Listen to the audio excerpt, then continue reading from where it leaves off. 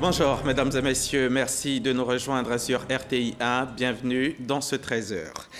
Okobe Leyi Marcel vient d'être sacrée à Oulaba 2017. C'était hier samedi lors de la finale du concours au Palais de la Culture d'Abidjan.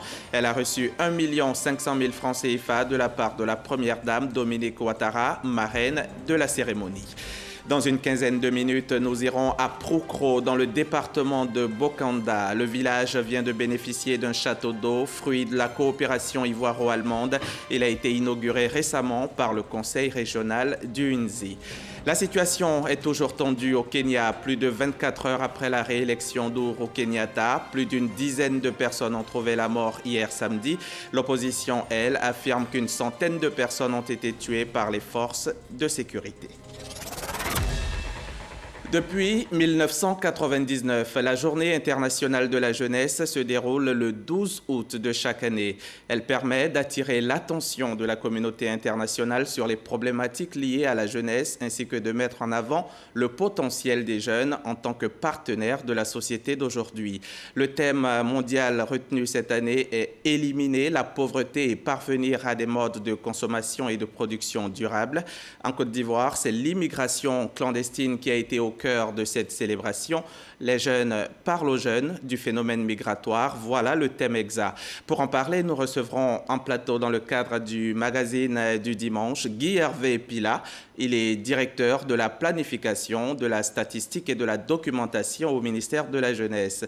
Bonjour Monsieur Pila. Bonjour Monsieur Hamza Diaby. Bienvenue sur notre plateau. Merci. On se retrouve tout à l'heure, dans 30 minutes. Daniel Cablon-Duncan vient de remettre leur certificat d'admission à 12 étudiants de l'Université des Lagunes d'Abidjan. Des étudiants, mais pas n'importe lesquels. Ceux-là viennent d'être admis dans la prestigieuse école ICN Business School de Nancy, en France. Une fierté pour l'État de Côte d'Ivoire, représenté à la cérémonie par le vice-président de la République. Le compte-rendu de Viviane Haïm. Sympathique cérémonie académique auréolée par la présence du vice-président de la République, Daniel Cablon-Duncan. Une présence ressentie par l'administration, les partenaires et les étudiants de l'Université des Lagunes d'Abidjan comme une reconnaissance et un encouragement pour le modèle de formation dispensé au sein de sa faculté de gestion. En effet, cet établissement d'enseignement supérieur bénéficie du soutien financier et de l'encadrement de 4 grandes entreprises de la place. Leur porte-parole a exposé au vice-président leur motivation. Lorsqu'en 2013, le professeur Roux de l'Université Dauphine à Paris m'avait expliqué le projet qu'il avait mis en place au Gabon, je m'étais étonné qu'il n'ait pas d'abord pensé à la Côte d'Ivoire. Et je me suis promis qu'on trouverait le moyen de le réaliser chez nous à Abidjan. Pour cela, il nous fallait d'abord une structure d'accueil académique. Et c'est ainsi que j'ai rencontré François Comoin et sa structure de l'Université des Lagunes, avec lequel nous sommes tombés en total accord sur les objectifs d'un tel projet. Il fallait ensuite trouver des financements avec des entreprises privées qui non seulement allaient apporter le soutien financier, mais également adhérer pleinement au projet. Cette faculté de gestion de l'Université des Lagunes enregistre déjà un score appréciable. 12 étudiants de cette faculté en fin de formation viennent d'être admis au test d'entrée dans la prestigieuse ICN Business School de Nancy en France pour poursuivre des études de master en gestion. Ils ont reçu leur certificat d'admission des mains du vice-président et ses vives félicitations.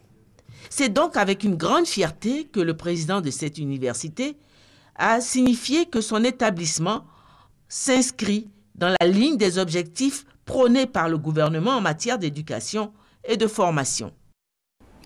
Ce qui nous réunit cet après-midi, c'est la remise de certificats d'admission aux étudiants de la licence 3 qui ont été reçus à Nancy. Nancy, vous y étiez, monsieur le vice-président. Vous êtes diplômé de cette business school de renommée. Et le partenariat que nous avons établi avec cette business school permettra à nos étudiants de suivre vos traces, d'aller aussi au contact des enseignants et des enseignements dans cette business school prestigieuse et de pouvoir aussi un jour exercer des hautes fonctions dans ce pays. Issu lui-même de la prestigieuse Business School de Nancy, en France, le vice-président a saisi l'occasion pour prodiguer des conseils aux nouveaux entrants dans cette grande école. Je fais effectivement Bordeaux, je fais ensuite Nancy et je termine par Paris. Dans ces trois villes où j'ai gardé le plus de relations, alors que parfois c'est beaucoup plus difficile, c'est dans la ville de Nancy, qui est une ville assez froide au niveau du climat. Et au départ, quand on arrive, on se dit, mais écoutez, où est-ce que je suis allé? Rapidement, une fois que les contacts sont faits, ce sont des gens dont l'amitié reste pour longtemps. Je conserve jusqu'à présent des relations donc, avec nos anciens condisciples sur le terrain. Et je pense que vous allez avoir des amis qui vont vous aider plus tard dans votre carrière. Les étudiants de la faculté de gestion de l'Université des Lagunes ont choisi d'immortaliser cette cérémonie en offrant un tableau au vice-président de la République. Je vous le disais en titre, son nom c'est Okobe Leyi Marcel. Elle est cette année la femme Aoulaba la plus belle de Côte d'Ivoire. Hier, samedi, lors de la finale du concours au Palais de la Culture, cette candidate de la commune d'Adjamé est montée sur la plus haute marche devant les candidates Dogbo Anastasie du Plateau et Ngata Nicole de Koumassi, respectivement première et deuxième Saraman. Okobe Leyi Marcel, dans Aoulaba 2017, a reçu 1 500 000 francs CFA de la part de la première dame, marraine de la cérémonie. Le témoignage de Issa Yeo dans nos prochains journaux. Le rideau est également tombé sur la 17e édition de Clap Ivoire National, le concours de jeunes réalisateurs. Cette année, 23 films étaient en compétition et 2 d'entre eux représenteront la Côte d'Ivoire à la phase internationale du concours. Ce sont Pile à l'heure pour la catégorie fiction et Lié à la vie pour le documentaire. Sita Soro nous en dit plus. Clap Ivoire 2017, les résultats sont connus. 2 productions ont retenu l'attention du jury. Ce sont Liés à la vie pour le documentaire et Pile à l'heure pour la catégorie fiction. Dites-moi, le médicament qui rentre à son pile, est-ce que je peux entendre? Il y a pas de problème. L'idée qui m'est venue par rapport au film, c'est que j'habitais Koumassi avant et je voyais un peu les vendeurs ambulants de médicaments traditionnels. À chaque fois qu'il fait la promotion de ces produits, ça me fait rigoler.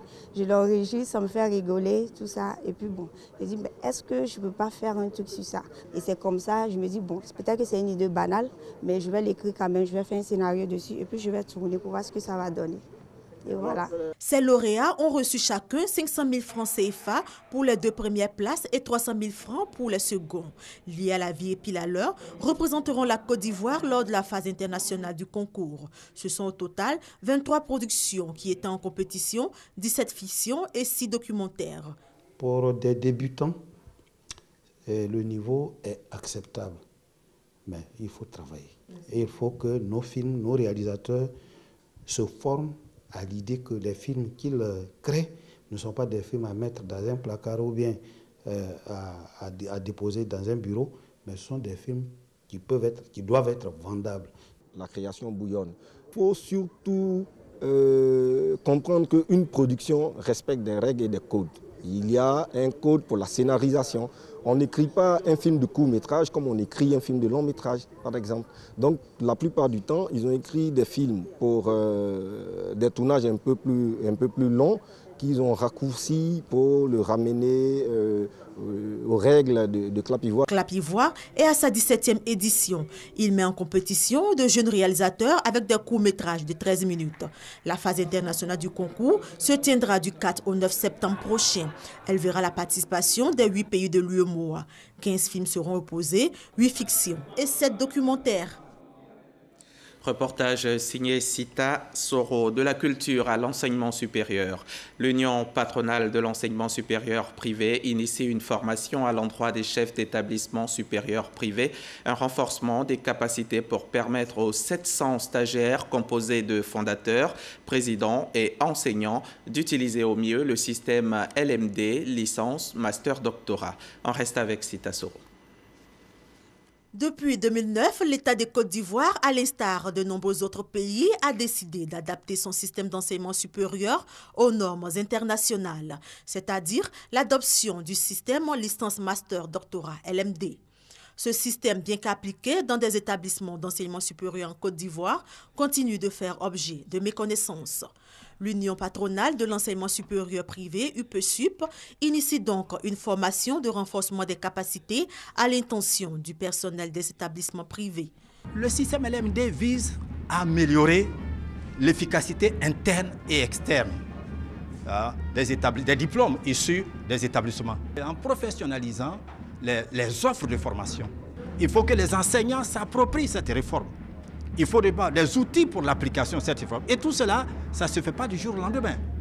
On a besoin d'un certain nombre d'éléments, d'un certain nombre de formations. Cette séance de formation a l'appui et le soutien du Fonds pour le développement de la formation professionnelle FDFP est financée à hauteur de plus de 64 millions. Ce sont plus de 700 acteurs de l'enseignement privé en Côte d'Ivoire qui vont bénéficier de cette formation afin de s'approprier ce système. C'est un système qui est adopté par la quasi-totalité des pays de l'UEMOA. Il est donc important que la Côte d'Ivoire, occupant un rôle important, n'est-ce pas, dans le concert des nations de l'Afrique de l'Ouest, nous puissions à notre tour être les leaders dans ce domaine aussi. Tout ce que nous attendons de cette formation-là, que toutes les écoles privées de Côte d'Ivoire, les écoles supérieures privées de Côte d'Ivoire, les universités privées, puissent s'approprier le système LMD. Parce que non seulement c'est un système qui est efficace dans sa gestion et en même temps il fait économiser. Cette formation de renforcement de capacité se tiendra en septembre prochain et permettra d'améliorer la capacité de l'enseignement dans les établissements supérieurs privés de Côte d'Ivoire. Le village de Procro, dans le département de Bokanda, vient de bénéficier d'un château d'eau, fruit de la coopération ivoiro-allemande. L'ouvrage a été inauguré récemment au cours d'une cérémonie présidée par le conseil régional du Nzi. Kobara Ibrahim, Eugène Atoubé, depuis Bokanda. C'est un moment longtemps rêvé et fortement attendu à Procro. Enfin, l'adduction en eau potable de ce village dans la région de Bokanda, à partir du nouveau château d'eau qui trône avec majesté. Quand Niamien Goran, parrain de la cérémonie d'inauguration de l'ouvrage, ouvre le robinet d'où sort l'eau potable, les populations laissent éclater leur joie sur des accents de bonheur. Un bonheur que partagent ensemble les responsables de la mutuelle de Procro, la MUDEPRO et le président du conseil régional du Nzi. Je veux lancer un appel à tous les villages ici représentés de s'organiser en mutuelle de développement. S'ils ne l'ont pas encore fait. La réalisation du château d'eau de Procro, financé à hauteur de 50 millions de francs CFA par la coopération allemande, est une promesse aux populations faite par la mutuelle du village. Le prix aussi de la solidarité de l'union entre filles, fils et cadres de ce village qui ont su privilégier l'essentiel au détriment des querelles de clans. Le président de la mutuelle Kwasi Atungré a traduit au gouvernement ivoirien et à l'Allemagne la reconnaissance des populations de Procro pour son château d'eau. L'ouvrage est haut de 12 mètres et peut approvisionner 1000 âmes. Il est alimenté par un forage qui peut débiter 5 mètres cubes d'eau potable par heure grâce à une capacité de 15 mètres cubes. Direction la région du Hambol, où les 9 villages de la sous-préfecture de Tibet sont désormais connectés au réseau électrique national. Cela grâce au PPU, le programme présidentiel d'urgence. Cette électrification vient lancer le développement socio-économique de ces villages à travers la création de plusieurs activités génératrices de revenus à partir de l'électricité. Reportage Soro Corona, Kader Sogodogo, RTI Boaké. Tous les corps de métier de la couture et le commerce des articles à conserver au frais peuvent désormais se pratiquer à Kofisioka et à Kassemé. Comme ces 2 villages, tous les 7 autres de la sous-préfecture de Timbé sont désormais connectés au réseau électrique national. Une électrification rendue possible grâce à la politique de développement initiée par le président de la République, Alassane Ouattara. Nous voulons vraiment remercier le président de la République pour son engagement donc tenu en faveur donc de la population de Hambol. Nous avons rendu un hommage très appuyé au chef de l'État ainsi qu'au gouvernement qui a donc apporté la lumière enfin à ce village qui a plus de 6000 habitants et qui jusque-là n'était pas encore électrifié. À Kofisioka et à Kassémé, l'électricité vient stimuler le développement à travers la mise en place de plusieurs projets. J'ai demandé à ce qu'un compteur électrique soit déposé à l'école afin que les enfants qui n'ont pas pu accéder à l'éducation et qui ont dépassé l'âge d'aller à l'école puissent bénéficier de l'alphabétisation. Dans les jours à venir, on peut faire brancher, on va brancher notre château et ça va fonctionner. Avec l'arrivée de l'électricité, nous allons aider les jeunes à monter des projets effectivement, des projets dans tous les secteurs d'activité possibles pour qu'ensemble on puisse contribuer à ce processus de développement de notre village. Pour témoigner la reconnaissance du peuple Tagbana, de Timbé, les villages de Kofisioka et de Kassémé ont initié des fêtes de la lumière. Occasion pour les autorités administratives, politiques et les mutuelles de développement de saluer le président de la République. Après l'électrification, l'autre défi majeur à relever reste la question de l'accès à l'eau potable. Pour une population de plus de 5000 habitants, nous n'avons que 2 pompes à motricité humaine. En saison sèche, nous avons des problèmes d'eau. Nos mamans sont obligés de venir faire la queue, de dormir auprès des puits. Notre cri de cœur, c'est vraiment que les autorités puissent nous aider à vraiment trouver une solution. De 13% de couverture en électricité en 2012, la région du Hambol est aujourd'hui à 72% d'électrification villageoise. Cela grâce au PPU, Programme présidentiel d'urgence. Timbé est la seule sous-préfecture à avoir tous ces 9 villages qui bénéficient de l'électricité. Ils étaient au nombre de 200, ces chefs de canton, de tribus et de villages qui étaient récemment en conclave dans la commune de Bonon. Cette rencontre, qui avait pour objet le développement de la région de la Maraoué, a permis aux chefs traditionnels gourous de renforcer leur unité. Les gardiens des us et coutumes de la région de la Maraoué se sont engagés à travailler également pour l'union des cadres afin que tous participent activement au développement de leur région. On reste avec nos confrères de RTI Boaké. Les chefs traditionnels, moteurs du développement de la Maraoué. Tel est le thème de la rencontre des têtes couronnées de la région de la Maraoué qui a eu pour cadre la commune de Bonon. Venus des départements de Saint-Fra, Boisflé et Zenoula, 200 chefs de cantons, de tribus et de villages se sont engagés dans l'union à contribuer activement à l'essor économique et social de leur terroir commun. Information sur la Chambre des rois et chefs traditionnels de Côte d'Ivoire et échange sur les mécanismes pour le développement harmonieux de la région de la Maraoué. 2 sous-thèmes au menu de ces retrouvailles. Pour le développement du pays gourou, tous les participants à cette rencontre ont donné leur adhésion. On s'est mis tous d'accord pour se mettre en ordre de bataille pour que le développement de la Maraoué aille de l'avant. Cette réunion des chefs traditionnels de la région de la Maraoué a été également l'occasion pour ces auxiliaires de l'administration d'appeler à l'union des cadres. Les chefs, leur problème aujourd'hui, c'est le développement de la Maraoué. Comment faire? C'est la solution qu'ils sont en train de rechercher pour qu'ils puissent participer pleinement au développement de notre société. Union et solidarité. Ces 2 notions, les chefs traditionnels veulent les introduire dans leur quotidien pour booster le développement de la Maraoué. Madinan, dans la sous-préfecture de Guintéguéla, a désormais son centre de santé. Toutier, village de la sous-préfecture de Waninou, est de son côté désormais connecté au réseau électrique national. Mamadou Sanogo, le président de la Commission des affaires économiques et financières de l'Assemblée nationale, a été témoin de ces 2 événements et de la joie des populations. Sidonie Davila y était également. Fini les longues distances jusque-là imposées aux populations de Madinan dans la région du Bafing pour se faire soigner. Un centre de santé est désormais à leur disposition. Sanogo a bâti ce centre de santé pour aider ses parents tout simplement. Pour aider ses parents pour les sortir du manque de santé préliminaire.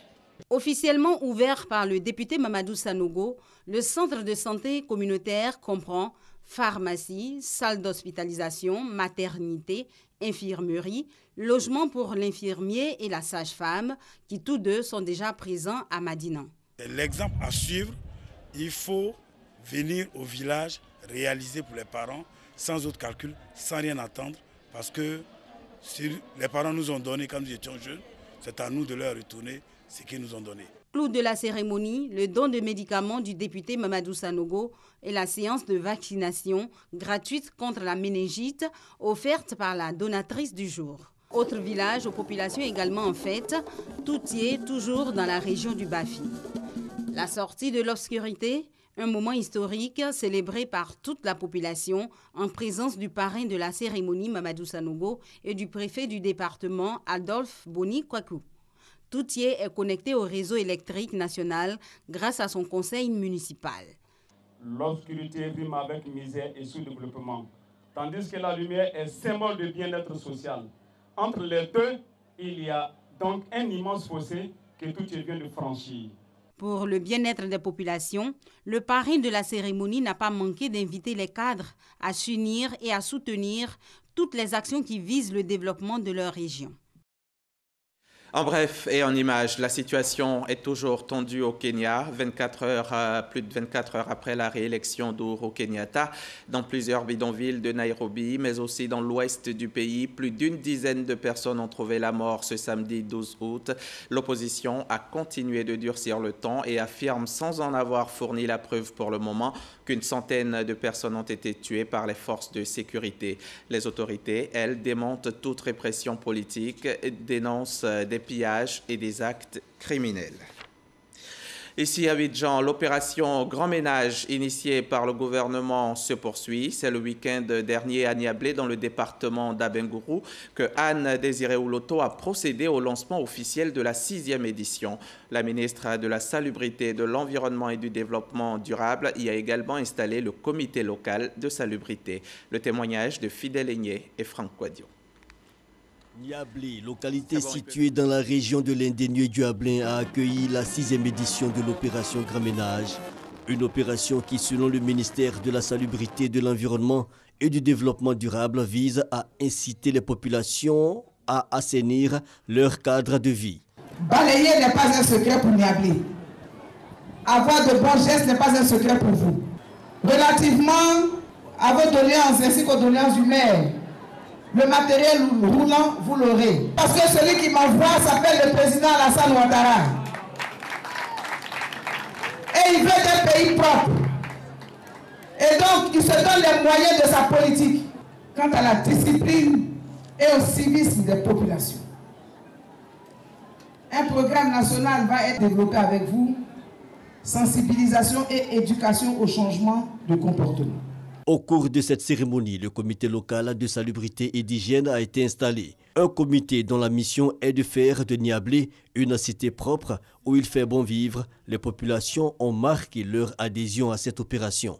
Nous nous engageons à participer le premier samedi de chaque mois aux activités communautaires de propriété dans nos lieux de résidence et de travail. Niablé, petite localité frontalière du Ghana, a obtenu en 2016 le 2e prix de la ville la plus propre de Côte d'Ivoire. De nombreuses personnalités de la localité ont été faites ambassadeurs de la salubrité par la ministre Anne Ouloto. Nous sommes à présent dans le magazine du dimanche avec pour invité Guy Hervé Pila, le directeur de la planification, de la statistique et de la documentation au ministère de la Jeunesse. L'Assemblée générale des Nations Unies a désigné le 12 août comme Journée internationale de la jeunesse pour la première fois en 1999. Il s'agit aujourd'hui d'une célébration annuelle des jeunes femmes et hommes en tant qu'acteurs essentiels du changement, mais aussi d'une opportunité d'attirer l'attention internationale sur les défis et les épreuves auxquelles ils font face. Avant d'échanger avec vous, Monsieur Pila, je vous propose de suivre cet élément vidéo. Il est signé Christ Diomandé et Abou Sanogo. Judikel Ngoran, Nicodème Kwame et Daré Soro sont tous les 3 étudiants respectivement en master de sociologie environnementale, en licence de sociologie et en licence de lettres modernes à l'université Félix Houphouët-Boigny de Cocody. Logés au campus 2000, ils doivent se rendre à l'amphithéâtre du district de l'université Félix Houphouët-Boigny, répondre à l'invitation du ministère de la promotion de la jeunesse, de l'emploi des jeunes et du service civique, ce pour prendre part à la journée internationale de la jeunesse. Pour l'occasion, l'amphithéâtre a accueilli de nombreux jeunes venus de différents quartiers du district d'Abidjan prendre part à cette rencontre marquée par des panels sur le thème. Les jeunes parlent aux jeunes du phénomène de la migration. Si on me dit que c'est le taux de chômage, quand on m'explique si le taux de chômage en Côte d'Ivoire est pire qu'au Niger, s'il est pire qu'au Sénégal, qu'il est pire qu'au Mali, pour que la jeunesse ivoirienne vienne avant la jeunesse de ces pays. Comment se fait-il que les Nigériens qui sont aux portes de la Libye ne retrouvent pas ces ressortissants en première position de la migration irrégulière? Ça, ce sont des questions que nous devons nous poser à juste titre. Les immigrés, de façon générale, qu'est-ce qu'ils font? Ils viennent juste participer aux activités et ils font en sorte d'être visibles pour donner l'exemple que leur voyage n'a pas été vain. Autre temps fort, les témoignages de jeunes qui ont tenté l'aventure et qui ont regagné le pays. Moi, pratiquement, j'ai fait 7 jours sur le désert entre le Mali et l'Algérie. C'est très, très dangereux. J'ai quitté la Côte d'Ivoire, je suis arrivé au Niger, j'ai fait presque 3 mois, j'étais là-bas, ça n'allait pas, ils ont bouffé notre argent. On était là dans les conditions difficiles, même à manger c'était vraiment difficile. Donc j'ai décidé de me retourner, je venais, et je suis arrivé entre le Niger et la Libye. Une nuit comme ça on passait et puis les bandits du désert ont commencé à tirer sur nous. Et la balle a pris le pied là et l'os s'est cassé. Des témoignages qui appellent des réactions. Nous avons été très touchés par leurs témoignages. Et je pense que nous, jeunes en Côte d'Ivoire, nous avons beaucoup d'opportunités. Donc il ne serait pas intéressant d'effectuer de tels déplacements, aller à l'aventure. Nous allons nous déployer sur toute l'étendue du territoire national, engager notamment les organisations de jeunesse pour leur dire qu'il faut qu'ils sensibilisent à l'intérieur de les associations, mais aussi dans les zones qui sont identifiées comme des foyers d'immigration clandestine, de manière à ce que les jeunes puissent comprendre que les perspectives, c'est ici. Le gouvernement, dans sa politique d'insertion sociale des jeunes, a tenu à les rassurer. J'ai très mal au cœur quand je constate que beaucoup de nos jeunes ont peu confiance en eux. Alors que vous n'avez rien à envier à un jeune en Europe. Le jeune ivoirien est pétri de talent. La journée internationale de la jeunesse célébrée en Côte d'Ivoire est une lucarne pour informer et sensibiliser les jeunes sur le phénomène de l'immigration. Alors, M. Pila, avant de revenir au sujet de l'immigration qui est traité dans cet élément, dites-nous, quel est l'objectif de cette journée internationale de la jeunesse? Qu'est-ce qu'on célèbre exactement? D'accord, merci M. Diaby.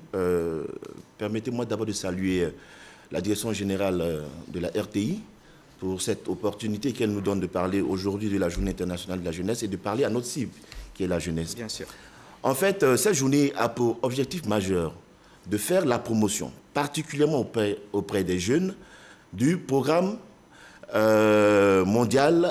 d'action mondial pour la jeunesse, à l'horizon 2020 et au-delà. D'accord. Programme d'action mondial, quels sont les domaines prioritaires dans ce programme? Il faut dire que les Nations Unies ont arrêté 10 secteurs prioritaires.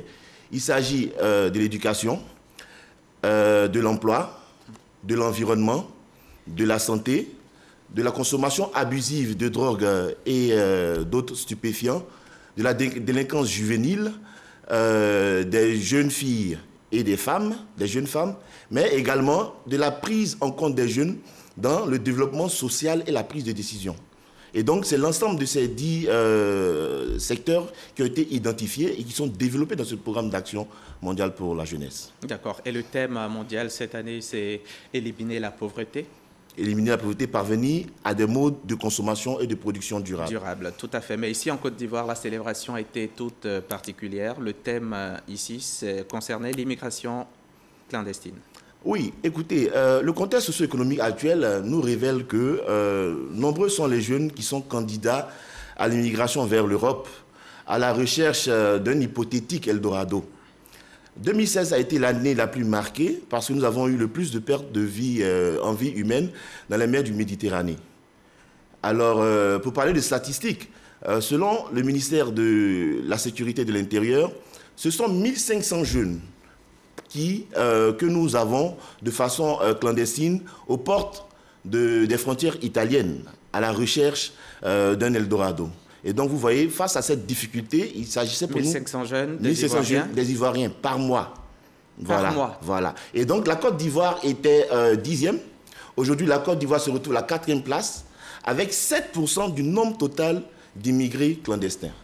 Donc, vu cette situation, je pense qu'il fallait prendre le problème au collet et y aller pour adresser véritablement avec des programmes spécifiques et donner aux jeunes la solution qu'ils attendent du gouvernement. D'accord. Et la journée a été célébrée hier, 12 août, samedi 12 août. Dites-nous donc comment elle a été meublée, comment vous avez pris à bras-le-corps ce problème. Mais d'accord. La première chose, c'était la déclaration du gouvernement. En deuxième point, nous avons eu l'organisation d'un panel de haut niveau avec pour thématique « Les jeunes parlent aux jeunes ».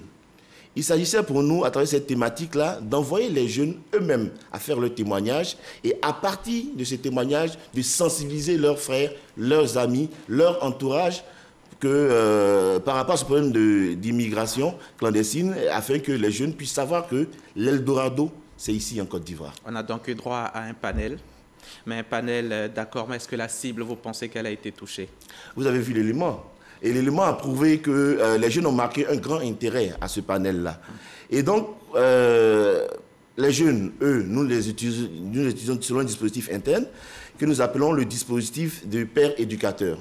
C'est-à-dire quoi? Le jeune est sensibilisé et ce dernier va sensibiliser également ses amis, son environnement, ses parents, ainsi de suite. Mais il faut en même temps qu'un suivi soit fait pour s'assurer justement que c'est fait, que le père éducateur, le système puisse être suivi. Vous avez écouté, dans l'élément passé, vous avez écouté le président du Conseil national de la jeunesse. Oui. Voilà. Et donc, au cours de ce panel, il y a eu la participation des étudiants, des organisations et associations de jeunesse affiliées au Conseil national de la jeunesse. Le président vous a dit dans son élément qu'ils vont parcourir les hameaux, tous les villages pour sensibiliser les jeunes sur cette question d'immigration. Et donc, nous, c'est un satisfait que nous marquons parce que là, nous savons que les jeunes ont marqué un intérêt à cette thématique.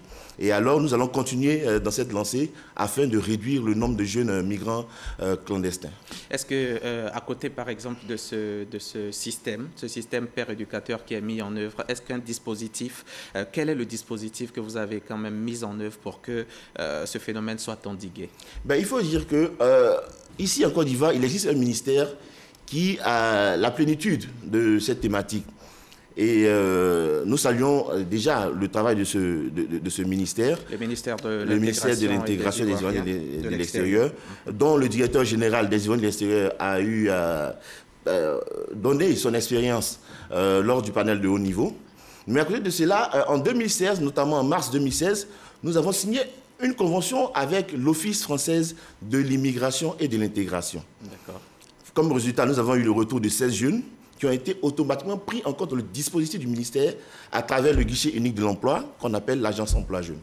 D'accord. Ok. Et dans le cadre donc de la collaboration gouvernementale, vous évoquiez tout à l'heure là le ministère de l'intégration et des Ivoiriens de l'extérieur. Qu'est-ce qui est fait exactement ensemble, votre collaboration? Il faut dire que dans un premier temps, les ministres se parlent régulièrement sur le sujet. Mais à côté de cela, nous avons été identifiés, nous, quand je dis nous, je parle du ministère, pour prendre part au futur comité national de la migration. D'accord. Et également, nous prenons également part à la fin août à la validation du plan stratégique de l'intégration 2017-2020.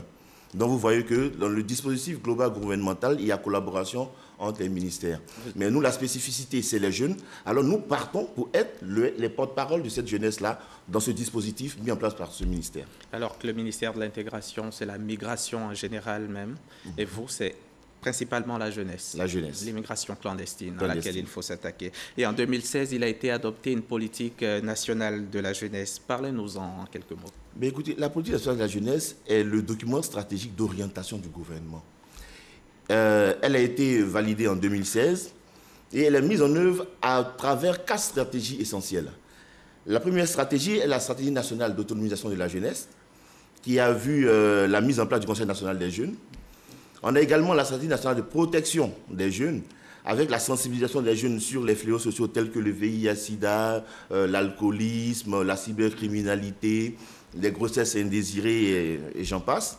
Mais on a également un état des lieux des institutions socio-éducatives. Aujourd'hui en Côte d'Ivoire, nous avons des foyers des jeunes, des centres de cours et de conseil et autres, mais on n'a pas la cartographie. Alors la direction qui a le lead sur cette stratégie a initié une étude pour pouvoir avoir une cartographie de ces institutions-là afin d'en faire une meilleure planification. À côté de cela, nous avons la stratégie nationale d'insertion et d'emploi des jeunes, qui est portée par le guichet unique de l'emploi, qui est l'agence emploi jeune. La stratégie nationale du service civique, qui développe plusieurs aspects, dont le volontariat, le bénévolat, le service national jeune et le service civique lui-même. Et la dernière stratégie, c'est une stratégie tirée du PND.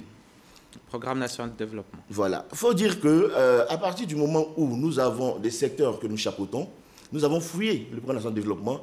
Et de ce programme, nous avons ressorti les activités qui concernent les jeunes. Et nous en avons fait une stratégie qui est la stratégie nationale de promotion et de coordination des initiatives en faveur des jeunes. Voilà. Et donc, voilà les 4 stratégies qui permettent la mise en œuvre de cette politique nationale au niveau de la Côte d'Ivoire sur la période 2016-2020. Et les stratégies sont en cours. Elles sont en cours. D'accord. Je veux prendre un cas pratique. Je suis un jeune migrant. J'avais envie d'aller retrouver l'Eldorado quelque part. Arrivé au cœur du désert, au Niger par exemple, j'ai envie de revenir. Je me suis rendu compte que c'était en l'heure, j'ai envie de revenir. Est-ce que vous, votre ministère, peut faire quelque chose pour moi? Non. Il existe une ONG, une organisation avec laquelle nous travaille le ministère de l'Intégration, qui est l'OIM, l'Organisation internationale pour la migration. Et donc, la première des choses, comme l'a dit le représentant de l'OIM au panel de haut niveau hier, il s'agit pour ce jeune-là de se rapprocher de l'OIM pour se faire enregistrer. Et une fois qu'il est enregistré, l'OIM mettra en place le dispositif pour rapatrier ce jeune. Une fois ce jeune ici, dans le dispositif gouvernemental, on verra est-ce qu'il est pris en compte par le ministère de l'Intégration ou par le ministère de la Jeunesse. Et lorsqu'il remplit nos critères, qui est d'être jeune, le jeune c'est celui qui a entre 16 et 35 ans, alors automatiquement on le met en place dans un programme que nous avons développé dans notre plan d'action, qui est le programme de lutte contre la migration clandestine. Et donc ce jeune est pris en compte par l'agence emploi jeune. D'accord. Ce n'est pas tous les jours qu'on vous a avec nous. Vous parlez d'agence emploi jeune, les Ivoiriens vous regardent. Dites-nous, dites-nous en ce qui concerne donc cet emploi jeune, quelles sont les dispositions? Quels sont le processus, par exemple, pour avoir accès aux offres d'emploi proposées par cet emploi jeune? Bon, je dirais simplement aux jeunes de Côte d'Ivoire d'aller sur le site. Vous voyez, l'expérience a prouvé que les jeunes passent plus de temps sur Facebook, Twitter que sur la recherche d'emploi. Aujourd'hui, nombreux sont les jeunes qui disent qu'on n'a pas d'emploi. Mais quelle démarche vous faites? La porte d'entrée de l'agence emploi jeune, c'est son site internet, qui est www.emploijeune, collé avec s.ci. Et donc, lorsque vous allez sur ce site, vous avez toutes les offres de l'agence emploi jeune. Une anecdote, on a même souvent des offres qui restent sur le site jusqu'à expiration. Ce qui veut dire que, sans que personne les jeunes ne postulent pas. Et donc, j'appelle ici tous les jeunes de Côte d'Ivoire à aller sur ce site-là pour donner une suite à leur avenir. Et il n'y a pas aussi des jeunes qui y sont allés et qui n'ont rien trouvé, qui n'ont pas eu gain de cause? Non, vous voyez, il y a des offres qui sont présentées. Lorsque le jeune postule, il a un numéro, on lui remet une carte, et donc, du coup, il est dans la base de données de l'agence. D'accord. Il peut ne pas être pris tout de suite, mais chaque fois qu'il y a une offre, alors son profil, il est automatiquement rappelé pour postuler. D'accord. Voilà. Et rappelez-nous le site. www.emploijeune, collé avec s.ci. Y a-t-il d'autres secteurs dans lesquels vous intervenez pour donner suite aux attentes de la jeunesse de Côte d'Ivoire? Comme je l'ai dit, nous intervenons dans l'autonomisation des jeunes, notamment avec le CNJ, qui a été mis en place depuis le 11 février 2017. Oui. Nous avons également la sensibilisation des jeunes. À ce jour, nous avons 1 300 000 jeunes sensibilisés. Nous avons une plateforme technologique qu'on appelle le YouReport, qui est une plateforme interactive sur laquelle les jeunes exposent leurs difficultés et interagissent pour donner soit une solution, soit des recommandations. Et à ce jour-là, nous avons 42 620 jeunes qui sont des YouReporters. Concernant la stratégie nationale du service civique, nous avons le programme national de volontariat qui est mis en place. Aujourd'hui, nous avons 307 jeunes volontaires en mission dans les régions du Békay et du Tonkoui. On a également le programme de bénévolat avec les 3000 jeunes mis en mission à l'occasion des 8e Jeux de la francophonie. Et voilà. Et à côté de cela, nous avons d'autres dispositifs qui sont l'Office du service civique national, qui est le guichet unique du service civique, qui va chapeauter toutes ces approches que j'ai citées tantôt, et également le service civique d'action pour l'emploi et le développement, qui est une composante de l'Office du service civique national. D'accord. Pour parler maintenant d'emploi des jeunes, oui. À ce jour, nous avons 151 115 jeunes qui ont été pris en charge à travers le dispositif de l'Agence Emploi Jeunes. 151 000. Nous avons également mis en place le répertoire des compétences jeunes dans tous les secteurs. Est-ce qu'il est accessible, ce répertoire? Les jeunes peuvent avoir accès sur le site également. De l'Agence Emploi Jeunes. D'accord. Voilà. Et donc, tout le dispositif de l'insertion et de l'emploi jeune est disponible sur le site que j'ai donné et que je vais répéter, si vous me permettez. Allez-y. www.emploijeune.s.ci. Et aujourd'hui, M. Pila, avant de vous laisser repartir, si on vous demandait le bilan de votre activité? Mais en Suisse, je viens de donner ce bilan. Le bilan, il est vraiment positif. Mais comme on le dit, il ne faut pas se contenter d'un satisfecit personnel. Il faut toujours chercher à mieux faire. Vous voyez que les jeunes sont beaucoup demandeurs. Ils ont besoin d'être autonomes. Alors nous, jour et nuit, en fonction des dispositifs mis en œuvre, nous cherchons à donner suite à leur impatience. Merci. Je vous remercie. Merci, M. Pila. Pila Guy Hervé, donc merci d'avoir répondu à notre invitation. Le 7 août dernier, la Côte d'Ivoire souveraine a eu 57 ans. Comme chaque année, l'anniversaire de l'indépendance du pays a été célébré à Abidjan, mais également partout en Côte d'Ivoire. Je vous fais revivre à présent cette célébration dans quelques localités du pays. Kani, département situé dans la région du Ourodougou, n'est pas resté en marge des festivités marquant cette date anniversaire. Après le salut aux couleurs, l'honneur est revenu au préfet de Kani, Vincent Bouka-Kwasi, de passer en revue les actions menées par le gouvernement pour l'amélioration des conditions de vie des populations. Il a également saisi l'occasion pour appeler les filles et fils de la localité à l'union, à la solidarité, à la citoyenneté et au travail bien fait. Baya, localité du département de Boundiali, région de la Bagoué, a accueilli les festivités marquant le 57e anniversaire de l'indépendance de la Côte d'Ivoire. Le sous-préfet Monséa Gouli Marcel a évoqué le climat de normalisation sur le plan diplomatique et socio-économique. Il a également invité la population à rester unie et de se mettre au travail pour embarquer dans le train de l'émergence mis en route par le chef de l'État. Un défilé militaire et civil impliquant toutes les couches sociopolitiques de la circonscription a mis fin à la cérémonie. L'an 57 de l'indépendance de la Côte d'Ivoire célébré avec faste dans le département de Madinani. Venus des 4 coins de la localité, près de 20 villages ont pris d'assaut le boulevard Alassane Ouattara.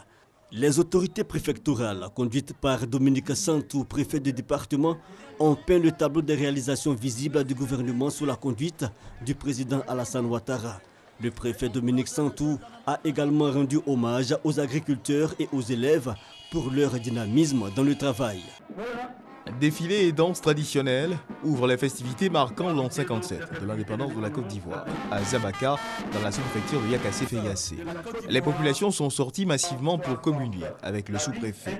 Occasion pour Jean-Marie Pogou, sous-préfet, de rendre hommage aux bâtisseurs de la nation ivoirienne et de faire le bilan du chef de l'État. Jean-Marie Pogou, représentant le président de la République à Yakassé-Feyassé, a exhorté ses administrés à poursuivre les actions de développement dans la région. C'est sous le sceau de la cohésion sociale et de l'unité que la population du département d'Agny-Bilekro ont commémoré le 57e anniversaire de la Côte d'Ivoire indépendante. Une célébration marquée par un passage en revue des troupes par le préfet Jacques Koné Lobognon et le salut aux couleurs. Jacques Lobognon a dans son adresse invité les populations à soutenir les initiatives de paix et de développement engagées par le président de la République. Les populations de Gaumont, localité située à 15 km de Sikensi, ont répondu nombreux à l'appel du sous-préfet de la circonscription. Après le défilé militaire et civil, le sous-préfet Konaté Seydou a demandé à ses administrés rassemblés sur la place publique de rechercher à entretenir sans relâche la paix et la sécurité, facteurs préalables à tout développement. Par ailleurs, Konaté Seydou a exhorté les responsables des partis politiques, les cadres et la jeunesse à faire preuve de civisme tout en conjuguant leurs efforts pour construire la localité de Gaumont. 7 août 2017, place publique de Téini dans le nord-est de la Côte d'Ivoire. En ce jour de célébration de la fête nationale, un seul message aura marqué les esprits, celui du préfet Simplice Gueux. Il exhorte à la cohésion sociale et à l'union des cadres pour le développement de la localité de Téini. Son message est suivi d'un défilé des forces de l'ordre et des couches socio-professionnelles. Notons que la mutuelle de développement de Téini a pris une part importante à l'organisation de cette fête populaire. C'est la fin de ce journal. Merci de votre attention et n'hésitez pas à jeter un œil à notre site internet rti.ci. L'actualité y est aussi disponible.